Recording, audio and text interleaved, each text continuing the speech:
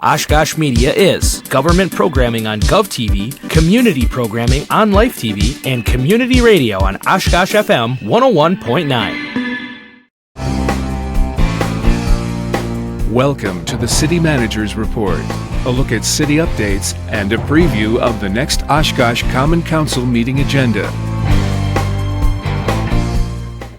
And thanks for joining us for this edition of the City Manager's Report. I'm Andy Radig, and in a moment we'll be joined by our City Manager, Mark Rohloff.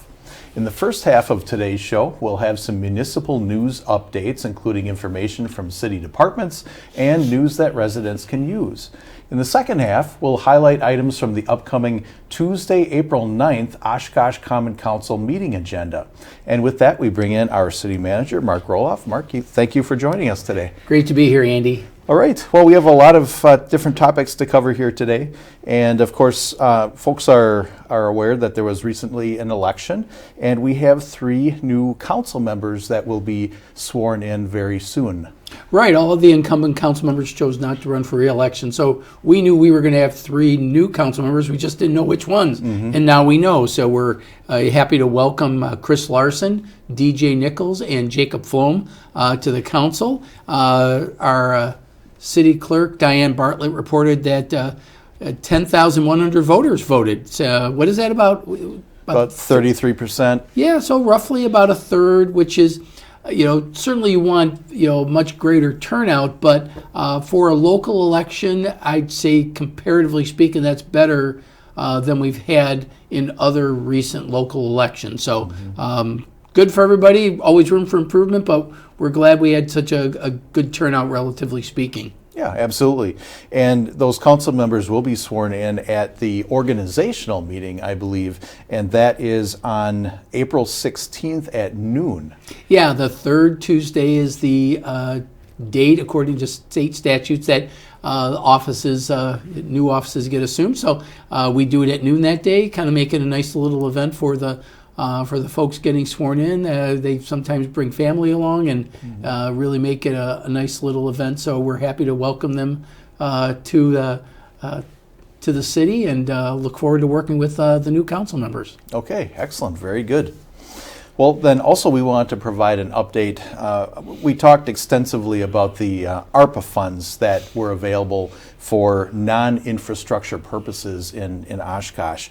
And I understand that we had quite a flurry of applications come in, and if we can give a little update on that. Sure. Well, as you know, because Oshkosh Media helped me so much with the promotion of that, but that was something that the council really wanted to do, that they wanted to get out and tell different community groups that funds were available, and we received 51 applications. So I think we did a pretty good job of promoting. The challenge is that we got over $12 million in requests for only $2.35 million to distribute. So we're going to have a challenge, but we're on it. We're working on some.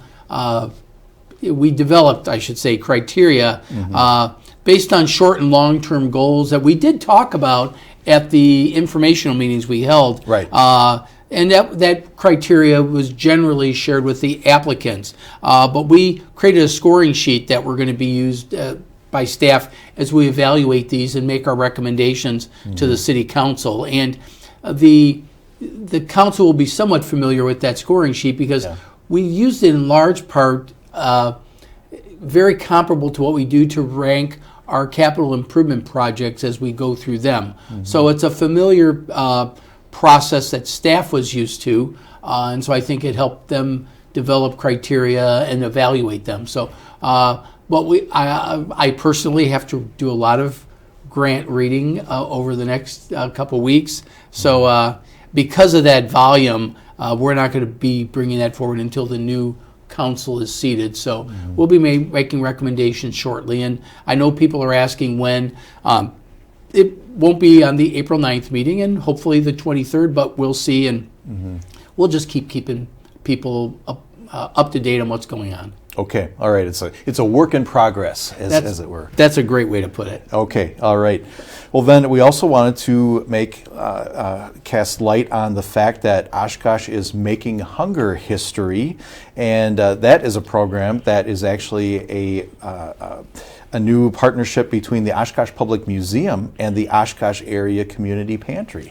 I am so proud of the museum, the Oshkosh Public Museum, reaching out to different community groups on something to make the public aware of issues. And they're partnering to raise awareness about food insecurity in our community. So they're calling it Making Hunger History.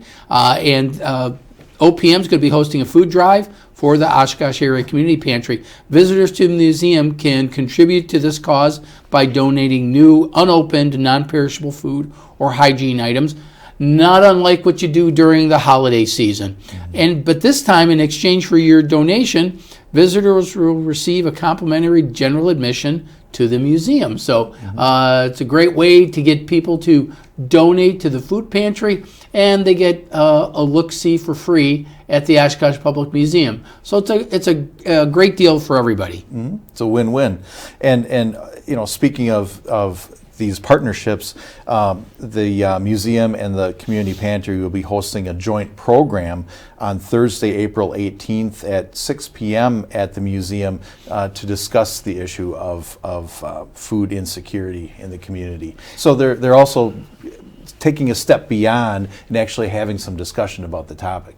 Yeah, and the Making Hunger History campaign, as it were, is going to be taking place throughout the month of April. So certainly visit the Public Museum's website at oshkoshmuseum.org, and you'll learn more details about it. But it's a great way to raise awareness about an issue and do a little plug for the museum as well. Sure. And what a great way to visit the museum and help out the community by bringing an item, a food item or hygiene item along. Okay. All right, then we also wanted to talk about the Oshkosh Public Library, and as we know, they have a new library director, and there's a chance for the community to actually meet the new library director in an informal setting and have a little discussion. Well, it's interesting because everybody, the stereotype of the library is, shh, be quiet. But our new library director, Daryl Eshtay, is going to be holding an informal type of discussion of the state of the library, and it's going to be Tuesday, April 16th at Caramel Crisp Corner. And I've been there a few times. You don't have to worry about shushing yourself at Caramel Crisp, and I think that's the idea, to make it a much more informal type of atmosphere. And Daryl, he's very proper. He's from the South, a very proper Southern gentleman, Mr. Eshtay. So I will give him that respect because he certainly gives it to everybody else. But he wants to share his vision for the library and answer questions. So it's going to be at 6 to 7 p.m. At the Downtown Cafe and Bookstore. For those of you who may not know this, I know my way to Caramel Crisp without knowing the address, but it's 200 City Center. So keep that in mind. And your opinions about how the library is serving users, the program services its patrons value most, and what the community's vision is for the library's future. That's what Mr. Eshtay wants to hear about. And so check out the Oshkosh Public Library website, oshkoshpubliclibrary.org, and take a look at what we're doing and give us input. Again, April 16th at 6 p.m. at Caramel Crisp. Okay, sounds like a great opportunity and a chance to talk a little bit more about the library and their services and what they all offer. Okay, then, also, Mark, despite the recent snowstorm and very odd weather that we've had, it's getting close to boating season, and it's time to start thinking about getting permits for those boats. Yes, it certainly is. So pay no attention to the snow outside. Boating season is right around the corner. And the city of Oshkosh has 6 boat launches available for public use, but we do require a permit, and that's really to help maintain and upgrade the boating facilities over there at our different locations. There are daily, seasonal, and even 3-year permits available. The stations that you see shown here are something you can purchase a daily pass for $7. You can also get permits at the Parks Department at 805 Witzel, online on the webpage, or of course these electronic pay stations at every launch site, and they're cashless, so you can do it without worrying about bringing any money along with you. This is an opportunity for you to get right there, whether you want to be lakeside or riverside. We've got boat launches on both areas, and if you got any questions, just give the Parks Department a call at 920-236-5080. That's 236-5080. And hope you have a safe and fun boating season for 2024. Well, they have plenty of options available for these launch permits, different lengths of time and different ways to purchase them. So there's really a lot of opportunities there to get those boat launch permits. So, all right, then we also wanted to point out, as we're getting toward the spring season here and we think more about our plants and our trees, Oshkosh is once again a Tree City USA. It's been designated as that. And I believe that this has been a number of years in the making. You know, I was looking at this. This is the 43rd year that Oshkosh has been designated a Tree City. I wasn't even old enough to have an alcoholic beverage the first time we got our Tree City USA.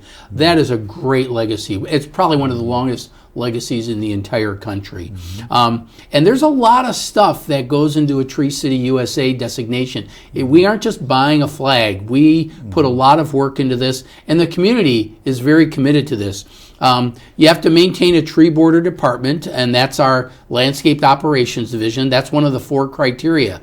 You have to have a community tree ordinance, and that tree ordinance really demonstrated its value with this recent hit we got with the emerald ash borer and how it devastated our tree canopy. And the community tree ordinance was about how are we going to replant the trees, and it really demonstrated that having that ordinance in place and implementing it made sense, and that's how we've been able to kind of restore the canopy that beat up so much. Sure. We have to spend at least $2 per capita each year on urban forestry. We've been more than exceeding that because of the emerald ash borer and trying to do everything to hold it off and then replant trees. And then, of course, the fun part of that is we celebrate Arbor Day, which for 2024 is going to be on April 26th. And so this year's celebration will be going to a local school where students can go outside and help our landscape operations division actually plant a tree. And I think sometimes the kids get little saplings to take home with them, which is a nice little way to educate them. So we're so happy to be promoting that. Tree City USA is more than for us just a flag that we get to fly. It's a way to demonstrate our commitment to the environment and the value that a tree canopy has. And by having these educational programs, we're passing it on to future generations. So it becomes very routine for kids to want to talk about preserving our urban forests. And so we're excited to be partnering with the community on Tree City USA activities. Absolutely. And just a program note that we will be covering, Oshkosh Media will be covering the Arbor Day celebration on April 26th. And we're excited to bring that to you and show you what happens at a celebration like that. It's always a great event. The kids love it. And the teachers are very excited about it too. So look for that coming up. All right, then we also, as we're talking about spring season here and getting into summer, we'd like to talk a little bit about that the Oshkosh Parks Department has employment opportunities for seasonal employees. We sure do. So all parents and teenagers, we are talking to you. We need your assistance in recruiting seasonal employees for jobs available this summer. And these are jobs that people often look back and they have very fond memories of this. So we have open positions for attendance at the Lake Fly Cafe, special event staff, maintenance positions throughout the park, over at Paula Community Water Park, and seasonal zookeeper. So lots of different activities, and one lucky person, I think you have to be 18 to do this one, you get to drive the train. So, a lot of cool things. We're also seeking volunteers. So if you're looking for a volunteer opportunity, maybe you're recently retired, or you've got some other free time in the summer and you want to do something substantive, we need volunteers to help out with Brews on the Bay and other activities and programs that we have throughout the summer and even into the fall a little bit. So to view the open positions and to apply, whether it's for a paid seasonal position or volunteer position, just check out the Parks Department webpage, or just give us a call. Again, the number for the Parks Department, 920-236-5080. Some great opportunities there. All right. Then we also wanted to make mention, we've talked about it before on our previous programs here, but just the fact that now State of the City, our program for 2024, is available online. And if folks haven't been able to view it this far, they can take a look at it now. Yeah, we did an all-video message this year, and what we found is that we've been able to reach more people with our message, and it's more convenient for residents because all you got to do is click YouTube and Oshkosh State of the City 2024, and it's right there for you to watch at your convenience. So just makes it a little easier. The video premiered just a week ago on Wednesday, March 27th. And we already have how many over?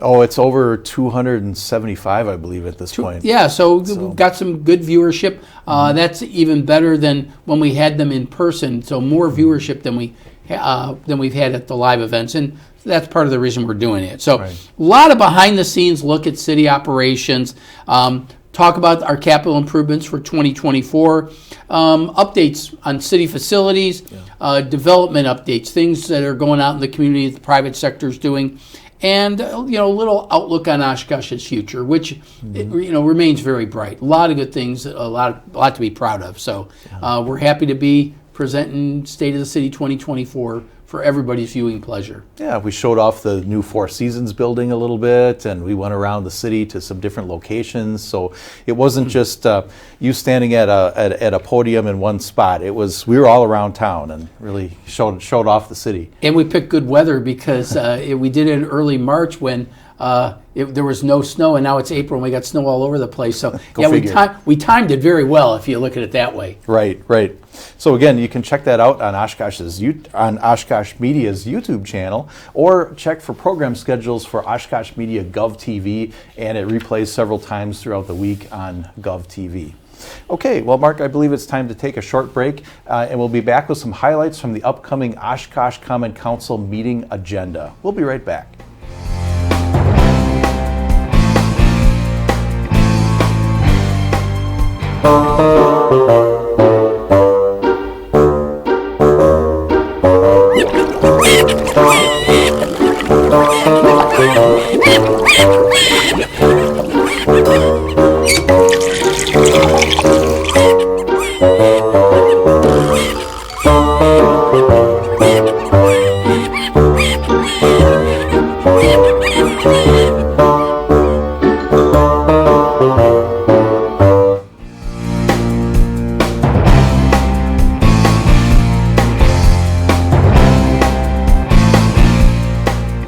Welcome back to the City Manager's Report. I'm Andy Radig, along with our City Manager, Mark Rohloff. Let's turn our attention to the agenda items from the upcoming Tuesday, April 9th Oshkosh Common Council meeting. And Mark, we start the meeting off with a presentation about the GO Transit Development Plan. And GO Transit has some changes coming up and some improvements to their service. Well, the GO Transit, because we're funded by the federal government in part, we're required to create a transit development plan every few years. And so we've done that and gotten a lot of public input. And based on that input, there are certain levels of service that we take a look at. Mm-hmm. The biggest thing we look at are routes, and should we be tweaking any routes and making any changes. And so based on some of that input, we're actually going to be, based on the survey data, we're going to be adding some services a little more to our northern industrial park.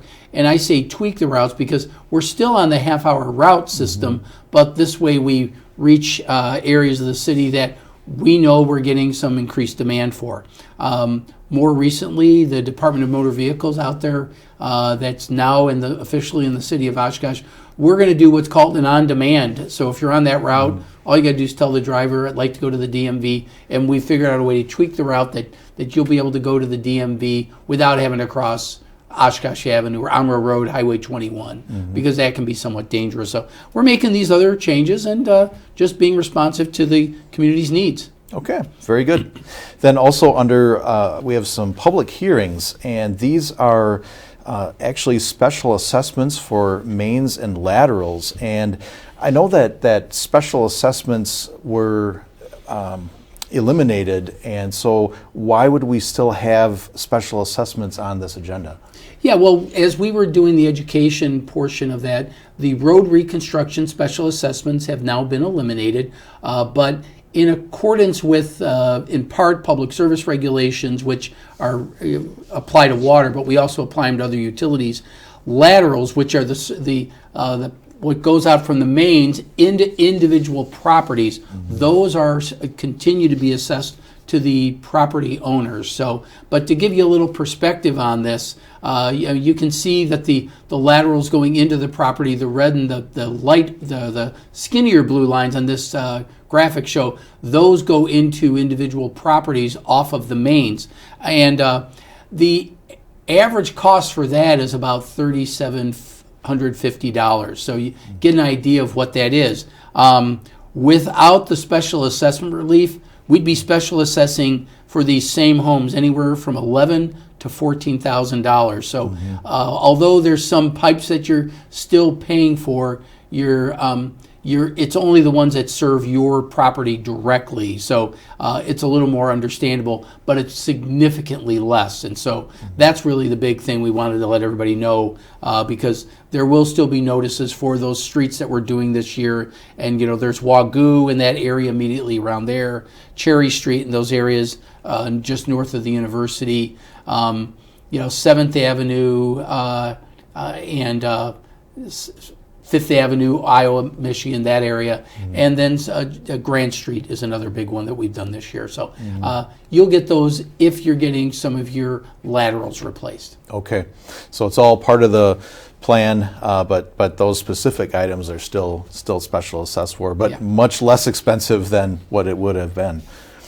All right, then when we look further on in the agenda, we have our consent items, and one of the consent agenda items is awarding a bid for some road reconstruction projects over at East 7th Avenue and Grand Street. Some of these very projects we were just talking about, so this is awarding the bid. This is a $2.1 million bid award, so it's actually covering two different projects. One is East 7th Avenue, and this is that area in the Sawdust District that is getting punched into what's called the Mill on Main development in the Sawdust District.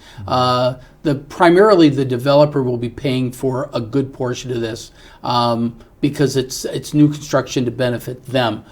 But that's one. And then we're also doing this in conjunction with the Grand Street reconstruction. And I talked a little bit about this at State of the City because last year in 2023, what you see in blue there on this map, East Parkway Avenue detention basin was done, and we really needed to get that detention basin done because when we redo Grand Street, we're going to have a nice big storm sewer, and we just didn't want it dumping into the streets all over the place. It's going to get detained in this pond so that it doesn't flood the immediate area. So that's part of what we're doing, and so this gives you an idea of all the work we're doing that, number one, we won't be assessing you for the street improvements, and number two, it's all connected underneath with storm sewer and everything else. So this gives you an idea of what 1 year's project to the next, what that does. It's all planned out and all the pieces are in place. That's the idea. All right.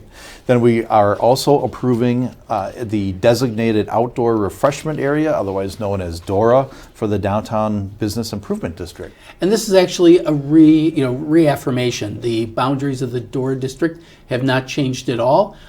It's been very successful. In fact, at first we were doing some additional police patrols.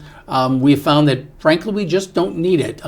Things have gone very well. The vendors, the businesses that are participating in the DOOR program have been very responsible, and so have the people participating. So we don't need to have additional enforcement out there because there's not an enforcement issue. So we're happy to provide this, and we're recommending reaffirmation by the council at this meeting. Okay, very good.